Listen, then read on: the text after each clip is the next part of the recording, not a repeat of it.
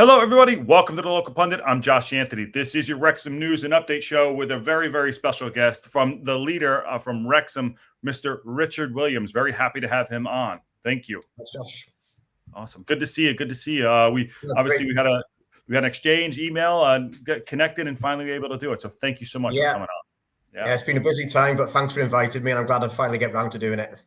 Awesome. Thank you. I know a lot of people have a lot of questions coming through on our end, so we want to get to it. And first, I always like to start it off with your origin story. So I'd love to hear about yourself and what your origin story is and how you got involved in football and Wrexham and everything. Sure. Right. Well, my name is Richard Williams. I'm 47. I'm actually from the Wrexham area. My mum and dad live about 5 minutes away from the football ground. They've lived there 50 odd years. So I'm Wrexham born and bred. And I just got into journalism in the 90s, was stuck for a career path, and I decided to go and do a journalism degree.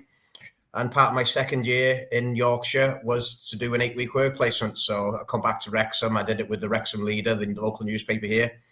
And I must have done okay because they said keep in touch. And then in 1999, I graduated from Leeds University. I got a job on news, and I've gradually worked my way up to 2004. And sadly, the person who was covering Wrexham passed away, and I took over his role. And to this day now, this will be my 20th year reporting on Wrexham for the local newspaper. So wow, it's a privilege to report on the team I support. And obviously I've seen a lot of things, a lot of change in that time, not just in the career. Journalism's all about the here and now. Used to be writing for a Monday newspaper when I used to go to a football match. Now it's all about your blog, your Twitter account, because people like yourselves all over the world are interested about Wrexham. So it's not so much when I cover in a game on a Saturday afternoon. It's not so much about thinking about Monday's newspaper, which is my next edition. It is literally the here and now. And my head is literally buried in the laptop because you're trying to keep people updated all around the world because, well, as you all know, the interest in Wrexham has just exploded, and something I have to pinch myself about because if you'd have said to me, it's actually 3 years on the 9th of February, which is a nice little anniversary for us speaking here, that Rob and Ryan officially were announced as the new owners of Wrexham. So in the last 3 years, it's like I said, I have to pinch myself what's going on here because we were well supported anyway in the National League days. The club fell on hard times, but we were plodding along. We were doing okay. The Supporters Trust saved us. But what's happened in the last 3 years, if you'd have said when they first took over, Rob and Ryan, they would lead to this.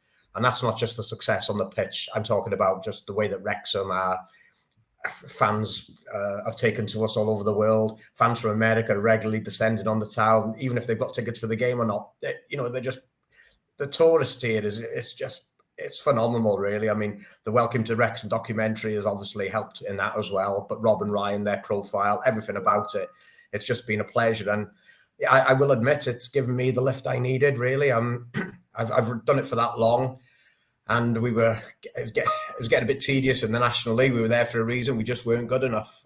We weren't good enough to get out that division. We got to the playoffs a few times. We had a few near misses. But when COVID came, we were really struggling at the wrong end of the table. And Rob and Ryan have come in, and the rest is history. As much as what they've done for the club off the field and the community, Wrexham's vibrant because of it.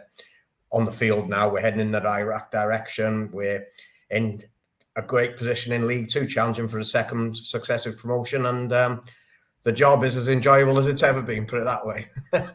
It's got to be. I mean, listen, we have fans all over the world. We're one of the fastest growing shows in the United States, YouTube channels in the States, and the amount of people around the world that have just wrapped their arms around Wrexham and meeting everyone in the town, and just over chats like these has been fantastic. I've talked to Humphrey, and I've also talked to Sean Winter and Wayne from the Turf, and everything. They're like, we got to pinch ourselves. So it's like, fantastic. So, and as you said, we're about similar in age here. You've been there a while.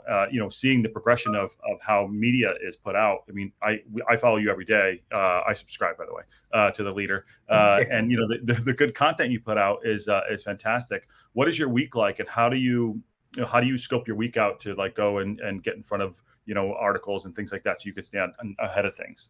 Well, we're the only local newspaper in Wrexham, and we've treated Wrexham the same as we did 20 years ago when I first started covering Wrexham. As I can remember in the 70s, 80s, reading them as a little boy. The 90s, has been an avid fan from Yorkshire.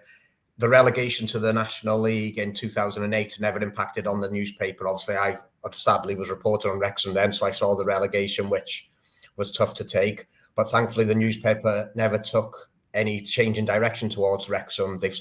We have a Monday to Friday newspaper, and we still have a back page story on Wrexham, an inside, and a second inside story. So really, it's a minimum of 3 inside stories a day. Times that by 5, I'm looking at about 15 stories, really, and obviously match reports on top of that from covering the games. So it's not hard. When I first started doing Wrexham, I used to think, God, am I going to struggle? Am I going to be able to do this? But I mean, you go down to the football ground. Phil Parkinson's very good. If Wrexham haven't got a midweek game, I arrange to see him on a Tuesday. I've got access to the players. So basically, the content's there. And with what's going on at Wrexham, it's not a struggle. But it was never really a struggle for me anyway. There's always something going on, whether it be, previewing a game, reviewing a game. You could make featurey kind of stories, little quirky stories. There's always something to report on. But yeah, being a daily newspaper, and the only newspaper in Wrexham, I do consider it important that we give up-to-date news, and that's something I do pride myself on. Obviously, the club have got their own media team, so they do put a lot of things out first. But I do have a good relationship with Phil and the players and the club as a whole, really. And like I said, it's busy. You do think to yourself at a game, right, there's two players out for interview after the game, Phil. So you get the main stuff out of the way for Monday newspaper, obviously talking about the game. But throughout the week, really, I plan my week thinking, right, I've got this for that day, that for that day, that for that day. But then Phil this week, there's no midweek game, so I was able to go and see him and the players on Tuesday. And then just little things break all the time.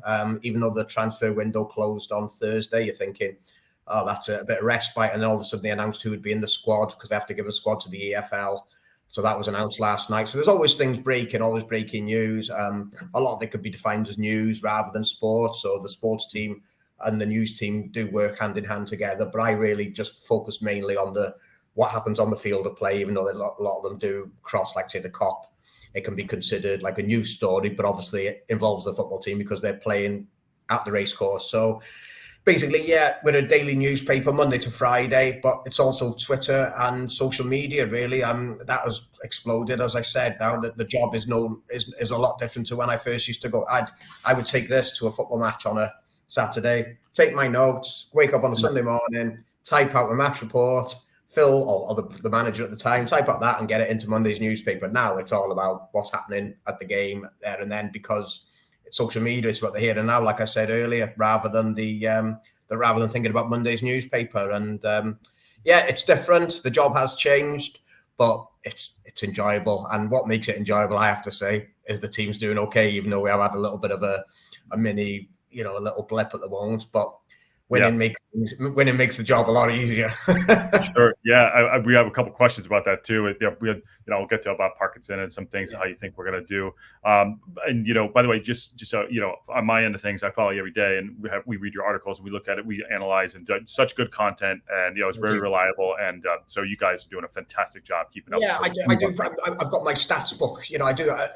I do take pride in the fact that, I've got stats on the fingertips because I'm writing about it every day. So it's second nature to know things. Oh, well, I've got my book to refer to, but because you're talking and writing about it every day, it's like second nature. And, you do value the fact that you're giving the true story, or as in such and such have gone, we've lost 3 games in a row.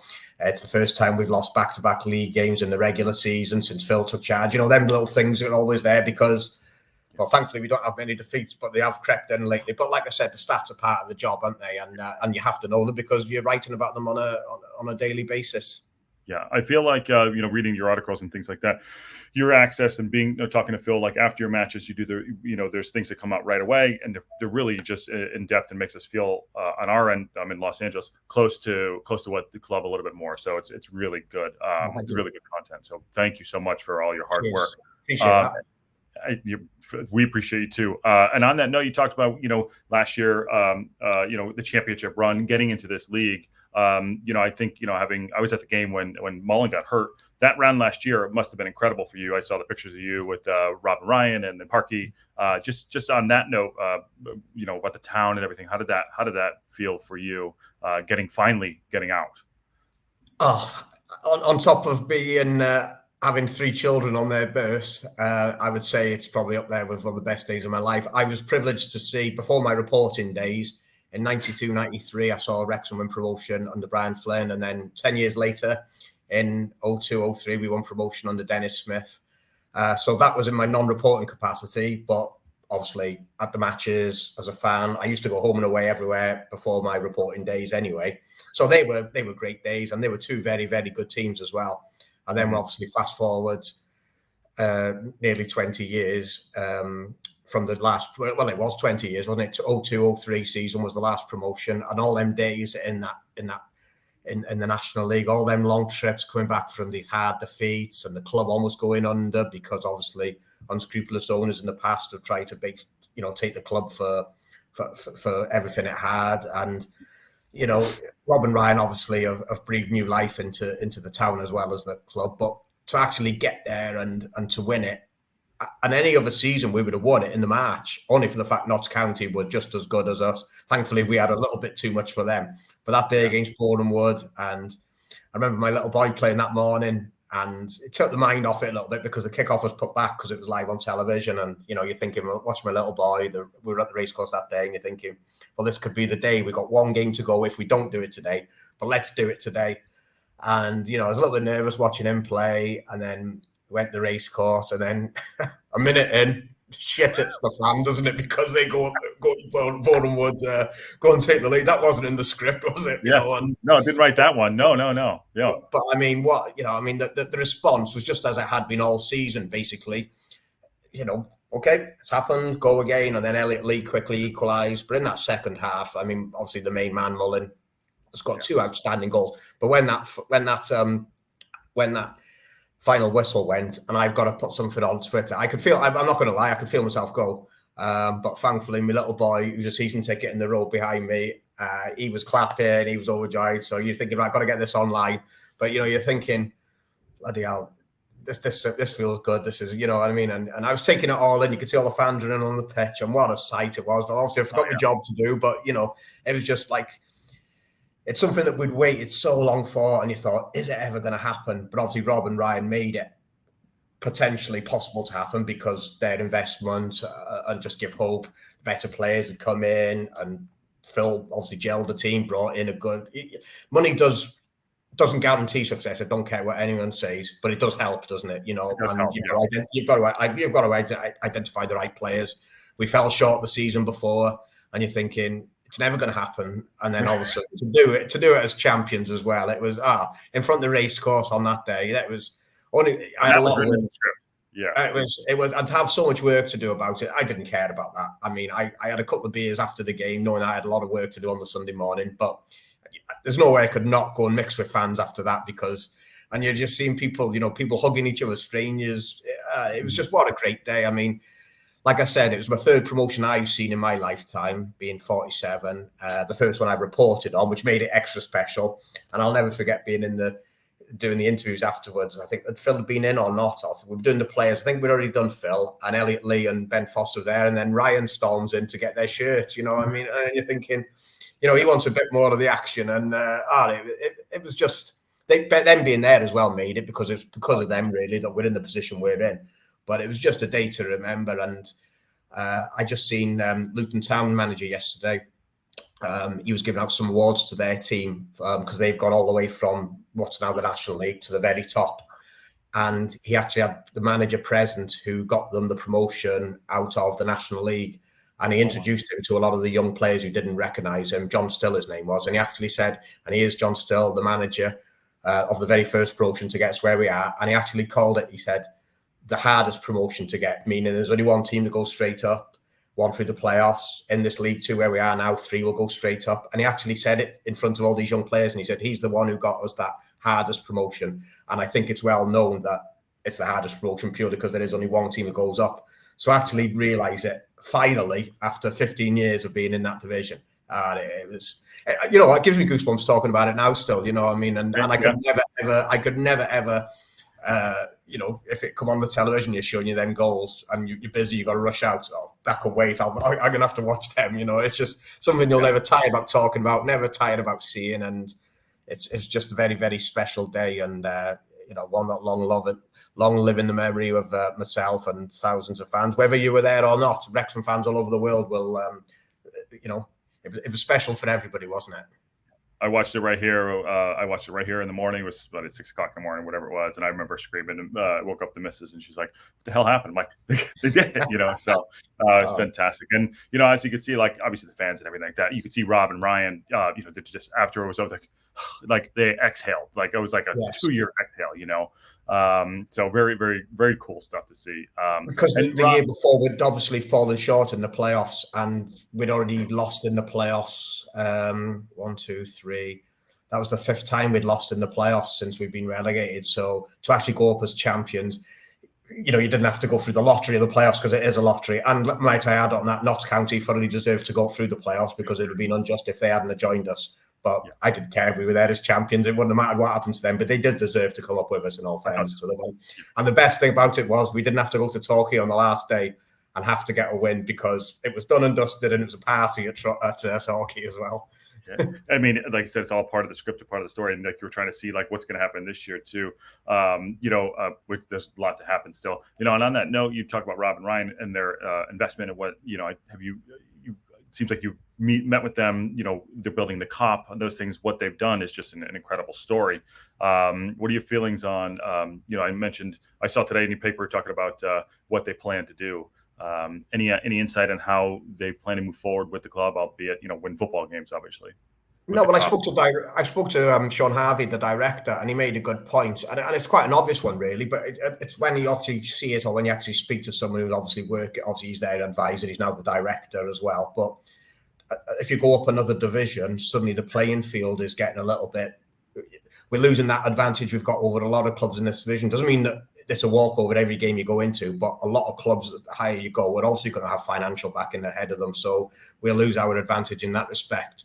And I think I remember interviewing Humphrey a couple of years ago in the first go over. And when you get to the championship, that is, if I'm not being presumptuous here, but obviously if you got to the championship and teams have got a lot of money there, that is when maybe an extra bit of investment would have to come on to take that next step. I know, let's not run before we walk, because we still got a couple of levels to go before we get there. But what he was saying was basically, if you go up again to League One, suddenly you get into them, the gap is closing to them teams they're well-established clubs who have got sound financial footing, obviously investors behind them. And in the National League, we should have been in a good position when you got money to spend. We should have been challenging for the title, because we were able to bring the caliber players we did, and the same this year.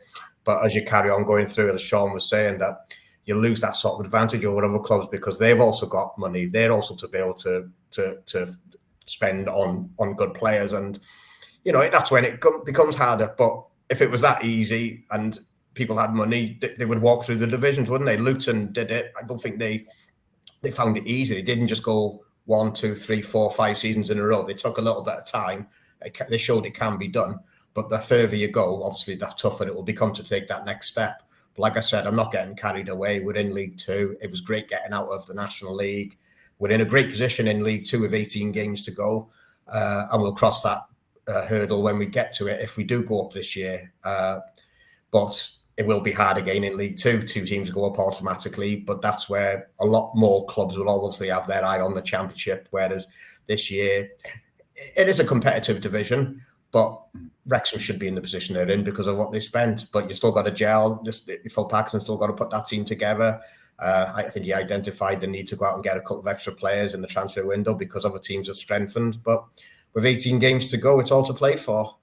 Yeah, absolutely. I mean, 3 go up, and we are in good position. A little bit of a wobble here, and got a quick question I want to ask you from one of our community members. This is Aaron, who's your Wrexham fan. He said, talking about the players and who we brought in. He said, were there other players targeted in the window that we didn't get besides Bolt and Marriott that were not in the papers, and what positions? I mean, obviously, we want to. I think we can get promoted, and being as strong as we can. What are your thoughts on that?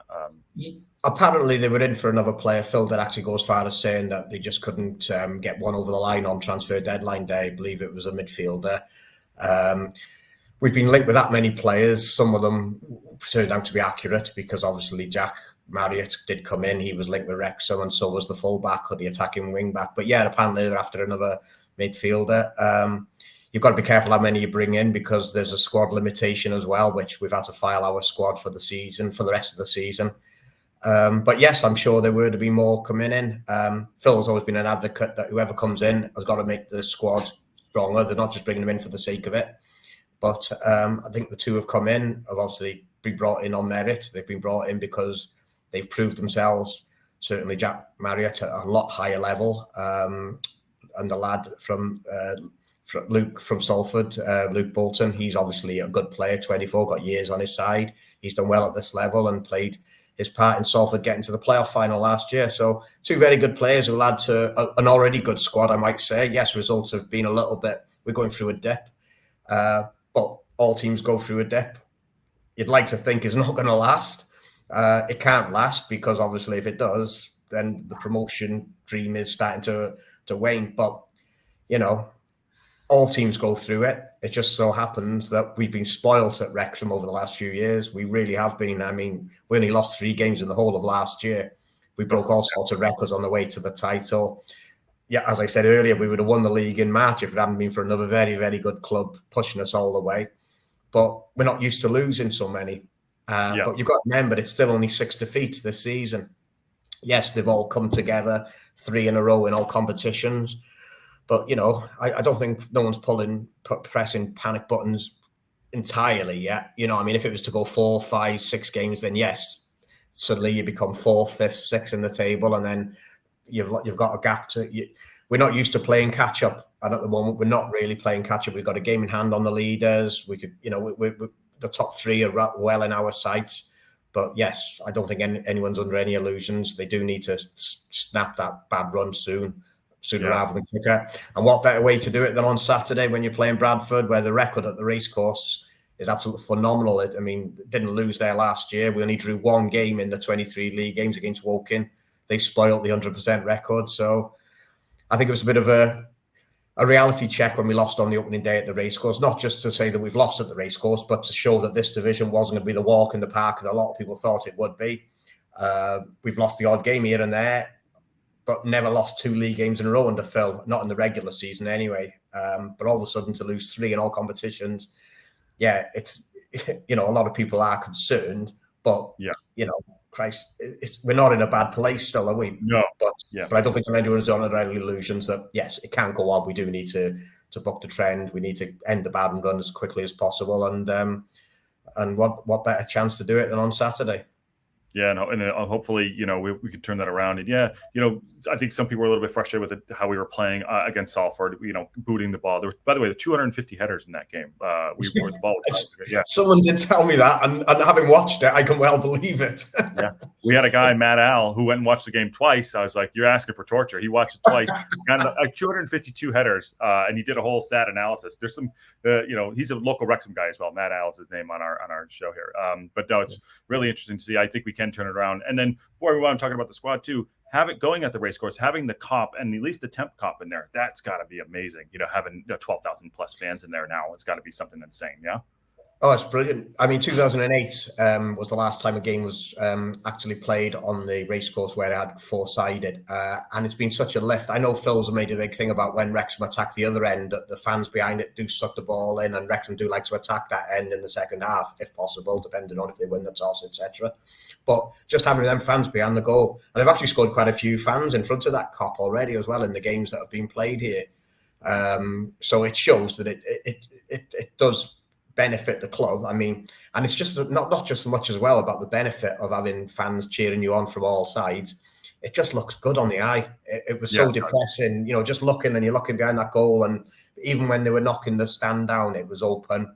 But when it was derelict as it was just so sad to see the old girl like that, because that's where I grew up as a fan. You know, when my dad wanted to go in the seats when I was a little kid, I'd go in the seats. Then when I was old enough to go with my mates, I was on the cop, and that's where I got so many happy memories of seeing the 2 previous promotions, as I said before. But seeing it in the state it was, knowing it was never going to ever reopen. If it had a chance of reopening as it was, and you have all them fans standing up behind the goal, fair enough. But knowing that the only way that was going to be open again was going to be a new stand. Obviously, there's been red tape over that, and there's been hold-ups. But what better way to do it then? If we can't have the new stand in place, let's have the temporary stand up in the interim, isn't it? And it's made a huge difference. And Sean Harvey said to me, you know, they haven't done it to make money, because They Yeah. clearly aren't. But it just makes such a difference having another 2,500 fans behind there, more noise coming in from there. And it is Wrexham fans in that goal as well, in that stand by I had as well. So, yeah, it's just been such a huge boost. And 3 games off the top of my head, was it Newport, Barrow, New Year's Day? And then we've done 3 games in front of the Cop and 3 wins as well. So I think that's... dare I say it? Is there any wonder on me? 4 out of 4 on Saturday, please. Yeah. Absolutely. Yeah, exactly. No, for me, I was watching last year. I would sit here too, and there was always just the one steward out there, just sitting out there. I'm like, oh, that guy's got the best seat in the house, in that cup. And, just look around, he's all by himself. No, it's really great to see. Another question here on our end, called from What's Selden .23. He said, what are the chances of getting the required permission from all parties to complete the new stands at Tech End and the other side of the race course? I mean, that's kind of a little bit deeper than that. Any thoughts there? Yeah, I'll be honest with you. The club have probably the priority, let's be fair, is to get that Cop up and running. And I know they hope to have it ready for next season. Clearly, that's not going to happen because building work hasn't started.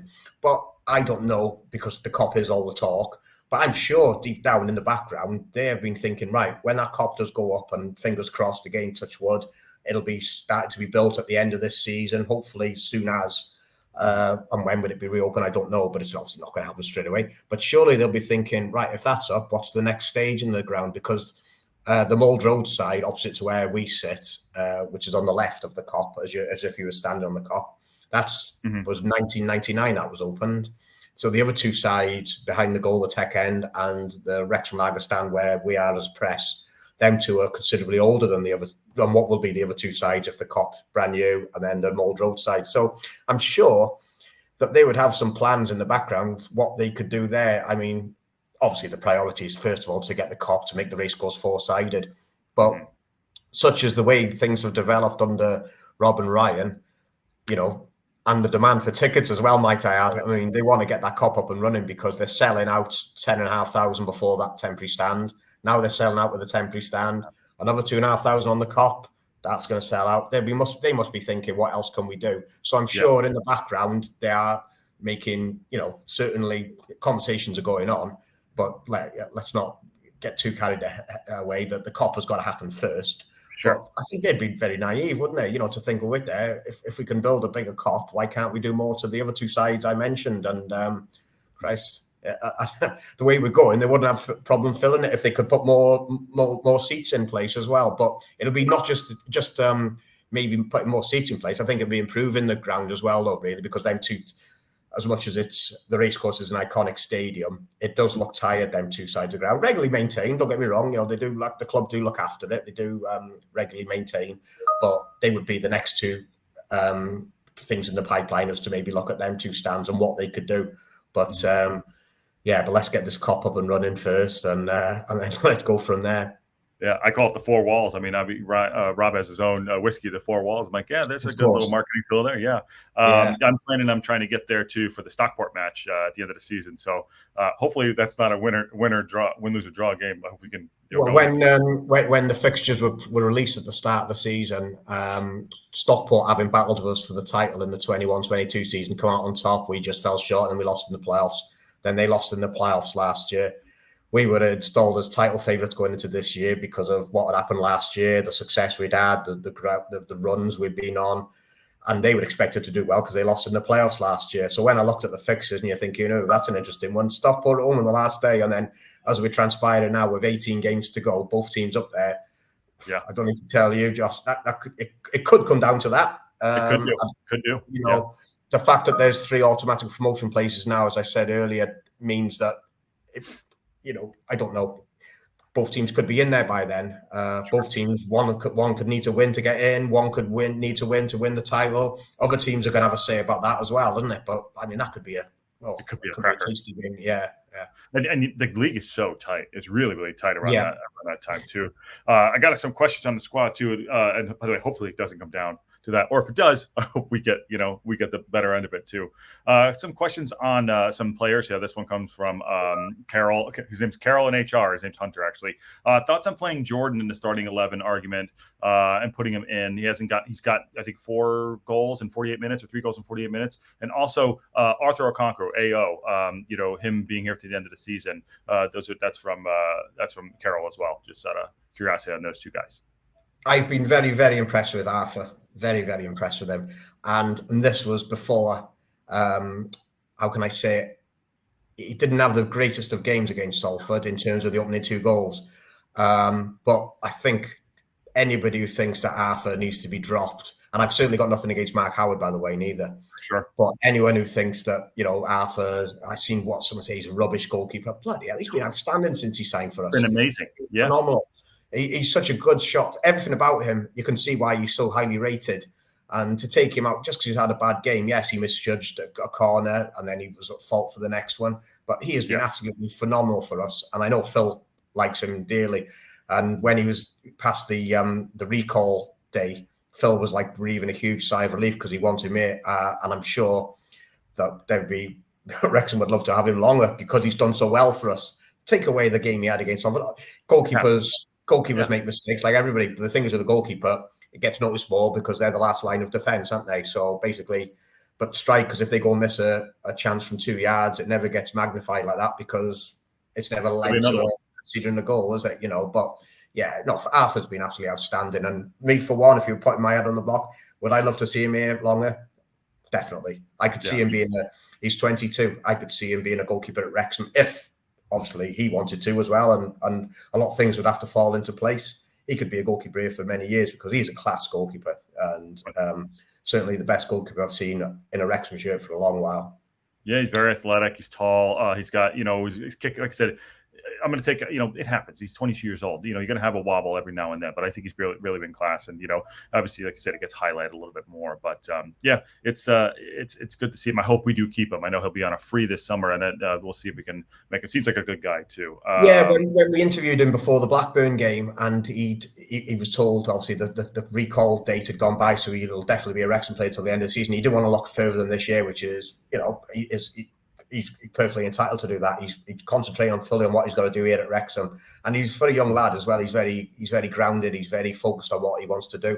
But all he's got to do is do well for Wrexham. And as much as I'd like to see him in a Wrexham shirt, it could lead to other possibilities for him if he doesn't stay at Wrexham. But he'll be in goal on Saturday. I've no doubt that. You watch now, I've said that, but I certainly, if I was the manager, he would be in goal for me, and that's no reflection on Mark Howard. It's just that he had a day, and let's be fair as well, he wasn't on his own at Salford neither. He wasn't on his own having it. It wasn't a great performance anyway. Cut them some slack. They've been phenomenal for a long time, and they've had some bad results at the moment. But he's been a quality keeper for us, and he'd be in my starting 11 without doubt on Saturday anyway. For sure. I totally agree. I think he's great. And then, talked about JJ not getting enough playing time, to see if he can get in a little bit more on that. The new guys that came in, do you think they'll make an impact? I mean, Marriott looked like he was really speedy, and obviously Bolt, really speedy guy too. You think they're going to come in and make a huge impact for that last push? Yeah, I was quite surprised with Bolton, really, because he's got good pedigree, and he certainly his stats add up. At what he's done at Salford, he played a big part in that. Then them getting to the playoff final last year with his amount of assists, and he got a few goals as well. The reason I was surprised more than anything, as much as he's a good player, is because I think Ryan Barnett's done very well in the right wing back position, and so was Anthony Ford. Unfortunately for Ford, he's carrying a back injury at the moment, and that's why when Phil done his squad list for the rest of the season, he's left one place because he's unsure of Ford. Back injury, as Jordan Tunnicliffe couldn't verify. There's something hard to get over, and you might think one day you're over it, and the next day, bloody hell, you can't get out of bed or what have you. I don't know, but anyway, I was quite surprised you went for someone there, but I can see why with Anthony Ford struggling anyway. But Bolton and Ryan Barnett are two very youngsters who have obviously very good players.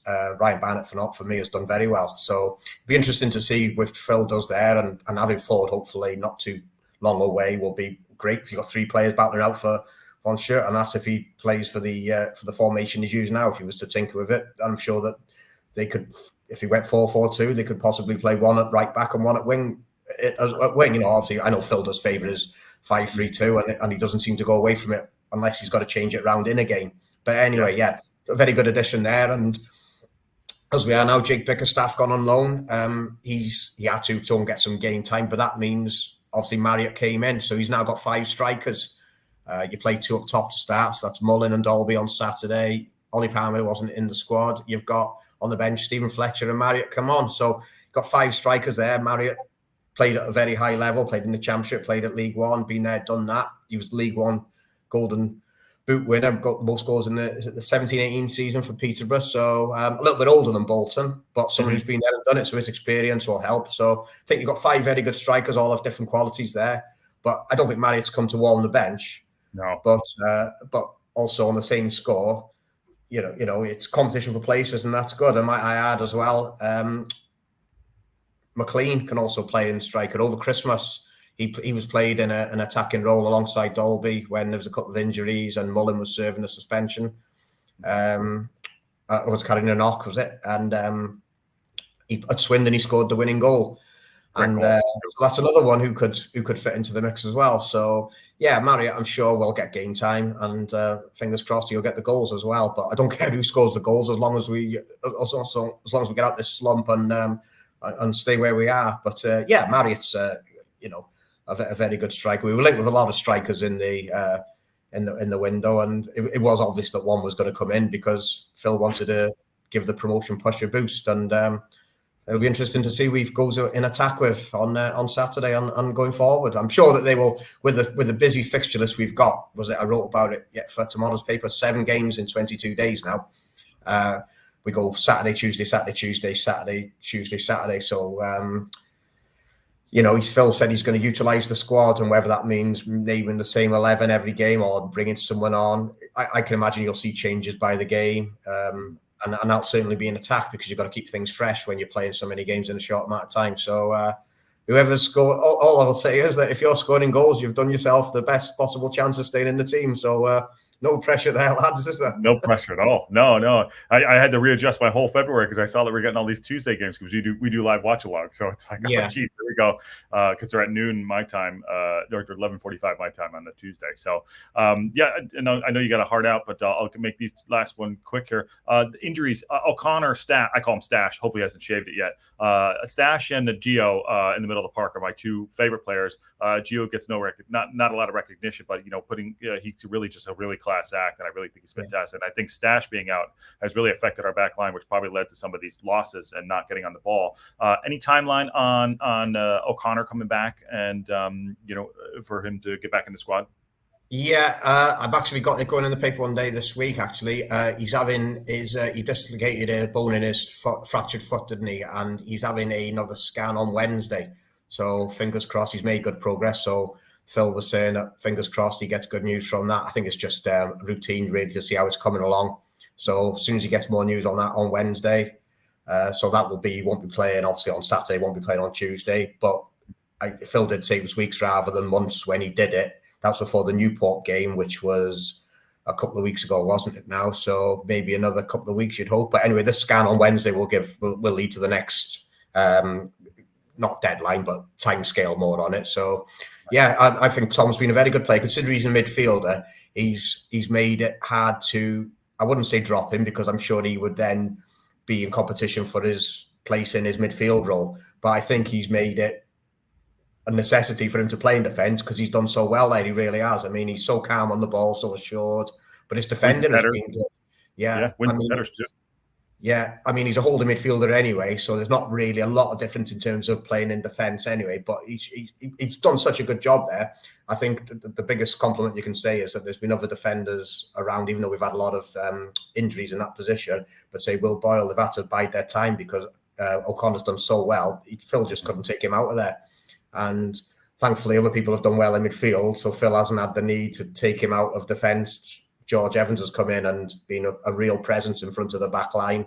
So he could be the holding midfielder instead of George Evans, couldn't he, O'Connor? Because that's his role. He can also play an attacking midfield role. But because Elliot Lee's maybe done so well and Andy Canner's come into the forward in that position, Phil's just had no need to tinker with it. But like I said, all that comes down to the fact that O'Connor's done so well in defence that, if it's not broken, don't fix it, isn't it? Yeah, I mean, what's working, have it keep going. I think Yeah. once we get him back and some players in there too, and hopefully we can get a settled squad. I think he's definitely got the rotate. I mean, I think if he's got a couple more weeks out, he's going to miss some needed games. But last question here, just and then I'll let you jump out because then you got to go. Any plans for a training ground? This is from Sheldon and Son of Anarchy as well. Yeah, I mean, they've made no secret of the fact that they need a training ground. Unfortunately, we lost the training ground when we were taken for a ride by a previous owner. So the club have trained back at Colliers Park, which is now under the jurisdiction of the FAW, and they'll train at other places. They'll also go on the race course itself. But all clubs want a training ground because it's somewhere, it's like another base, isn't it? I mean, and it's a place where you can call home in terms of rather than moving from here to there and doing this and doing that. So yes, the club are actively looking for it. I know that they've not announced anything, but finding somewhere which they can actually redevelop. We're not just talking about somewhere that's going to be like one pitch and that's it. I'm sure they're looking at somewhere where it's going to be, beneficial for the community. There'll be a number of pitches there. Youth teams can train there. The women can train there. Maybe, who knows, maybe even hire it out in the week. I don't know. It's going to be beneficial, I believe, anyway, that it's been said in the past to the community. So, they're finding, obviously, land is going to be the biggest problem, and they still haven't been able to find somewhere, or it's not been released yet. But it's one thing that I know Sean has said in the past. It's one thing that's on top of all the time, and Rob and Ryan have made no secret of fact they need somewhere. So unfortunately, nothing is in the pipeline. Nothing has been announced yet. But Wrexham, especially if they continue progressing up the leagues, I wouldn't say a necessity, but it's certainly going to be something that they'll want, because it goes hand in hand with a good training ground. Will go hand in hand with the redevelopment of the racecourse, won't it? And with the team's success on the pitch as well, it's another big plus to North Wales as well, because it'd be fantastic to have a state-of-the-art training ground, and something that we'd all love to see, because we did have one at one time. Colliers Park was very held in high regard when it was first opened in the end of the 1990s. Unfortunately, it's no longer ours, but fingers crossed that we will have a training ground to call ours very, very soon. I hope we can continue to progress and grow the club and do things like that, and get the women having their own stadiums and things like that, which is great to see, and giving them a place to have called their own as well, and training pitches and everything. So it's a really exciting time. And I wanted to thank you for coming on. And like I said, no problem. We read you every day, and really great stuff. And hopefully, we can start our progression to promotion for the rest of the season. Starts back on against Bradford City, and we'll be keeping an eye on things. So yeah, well, I mean, it's been a little bit of a tricky couple of weeks. I mean, Blackburn was always going to be hard against a team 2 divisions higher, wasn't it? And I think that because we beat Coventry last year and we lost to Sheffield United, but we took them all the way, lost to two late goals, and they're now in the Premier League, but we ran them close. People think, Blackburn's struggling in the Championship, they'll be easy. They actually did a very good job. They moved the ball around so well. They were a great side, and hats off to them. It was still good while it lasted when we took the lead, and it was a great strike by Andy Cannon. But I will gladly take that loss if it means that we get back on track. I know we've lost a couple of league games either side of that, but let's look at the bigger picture. We're not in a bad place. Yes, we do need to get out of this little rut that we're on, but I think 17 or 18 other clubs would swap places with us at the moment in the League Two, wouldn't they? So they're doing something right, and I'm sure that they'll get back on track very soon. Yeah, I think we're going to kick on Saturday. So I really appreciate it coming on, and hopefully we can have you on again. And thank you so much. Thanks for having us anyway, Josh. And like I said, I'm glad that Wrexham's popularity has soared over there, and speaking to yourself now, and the passion that people over there have got for it, it really just, that's another one thinking, God, I'm talking to somebody on the other side of the world, and they're just as passionate about Wrexham as we are over here as well. So it's a great story, and hopefully there's a lot more, and the journey's only just started. Absolutely. Looking forward to it. And thank you for your time, and I hope to have you on soon, and have fun on Saturday at the match. Yes. And let's go up to town. All right. Yeah. Okay. That is Mr. Richard Williams. Thank you. Thank you.